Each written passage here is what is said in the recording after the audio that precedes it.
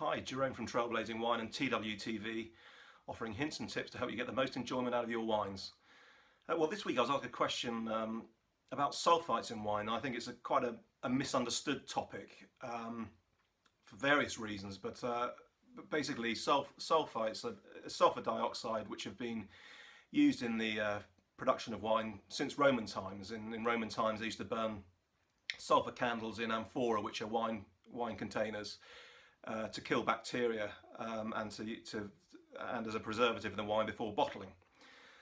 So wine has pretty much always used sulfur. Now I think the reason why it's become a bit of an issue with sulfur is that there are a proportion of people that are allergic to sulfites, and therefore it's become a requirement to label wine bottles with contained sulfites.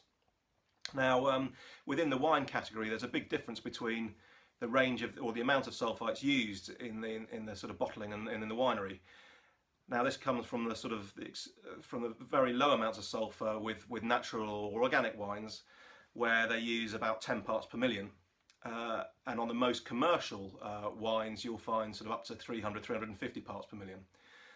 But that's against the backdrop of the general food industry with processed foods, where far more sulfites are used. So in sort of processed foods, up to kind of 3,000 parts per million are used. So actually, the wine sector is actually a very small, uses a very small proportionally amount of sulfites, and its pure purpose has always been just to kill any bacteria and to act as a preservative, so the wine doesn't turn to vinegar.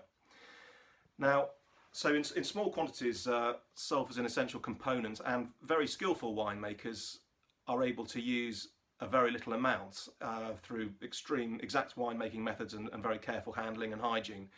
So you can actually, if you opt for sort of natural or organic wines, then you will be consuming fewer sulfites. But if you really are concerned about consuming sulfites, then really it's important to look at your whole diet and look at the processed foods, because that's where the biggest culprits are. So I hope that helps, and if you have any other questions on wine, please drop me a line. Thanks very much.